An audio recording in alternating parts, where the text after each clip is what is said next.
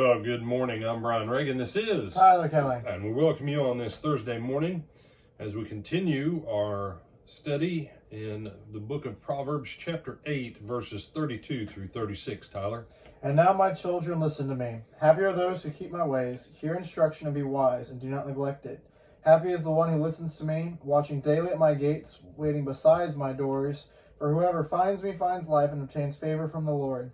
But those who miss me injure themselves. All who hate me love death. All right. So, wisdom. We've already dealt with wisdom as a woman. That the case that's been presented so far that fleshly women bring you pleasure as a man. You know, some people, preacher, you can't say that. That's like saying that sin isn't pleasurable. You know, years ago, Tyler, I said to someone, I asked a class teaching church one time, I said, brothers and sisters, is there any great pleasure in sin? No. And I said, then how come Hebrews 11 says that Moses chose to endure suffering with the children of Israel rather than to enjoy the pleasures of sin for a season? And, oh, well, yeah, there's that kind of pleasure, but there's, all right, so, see, go ahead. I was going to ask, did you ask them if they took pleasure in lying to you about that? You know, but, you know, this goes to that thing that I've been trying to get people to understand. When I say read the Bible like you haven't read it before, pretend you haven't been programmed by the previous 6 generations. Proverbs lays out a contrast. And if you miss the contrast now, you're going to miss the point of the contrast later and where it finds its fulfillment in the New Testament. So what? Yeah, no, we'll get to it when we get there.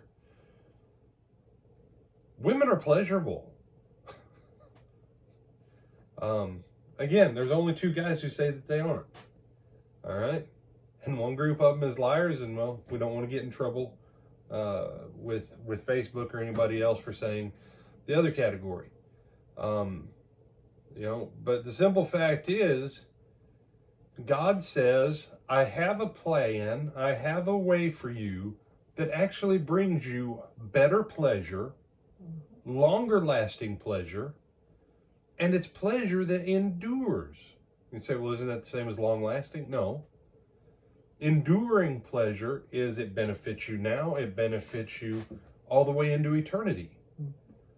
We have so spiritualized the Bible that we've made it of basically no value in our earthly lives.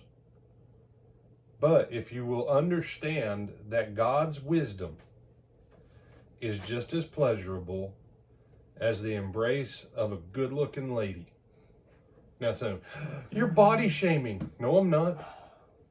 Whatever someone finds attractive, that's between them and whatever. I ain't judging it. God makes it clear he's talking about an attractive seductress. Wisdom cries out the same as a seductress, trying to entice you to come into the pleasures that wisdom has to offer.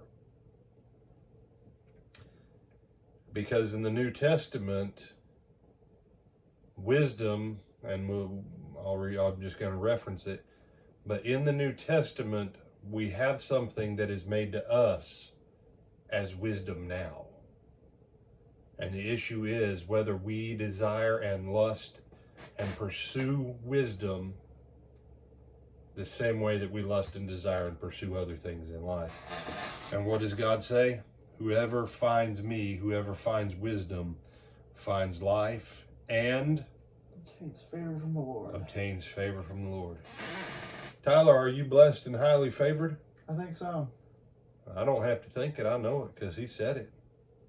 Brother, have you sought wisdom like you should? Nope. And like it says, I've injured myself. But now my goal for the rest of my days is to be in a place where I'm highly favored of the Lord. I want to be highly favored. And that means snuggling and cuddling up with wisdom and pursuing wisdom stronger than I ever pursued my wife. And if you think that anything less than that is going to get you where you need to be, think again. Think again. You have some other thoughts or comments? No, sir. With that, find favor, find life from the Lord, and pursue wisdom. Now, to those of you ladies, you're saying, well, remember what it was like when the man that you loved pursued you? As much as he pursued you and wouldn't leave you alone, that's how you need to pursue wisdom. All of us. You know? So, with that, I'm Brian Reagan. This is Tyler Kelly. and we'll see you back at lunchtime.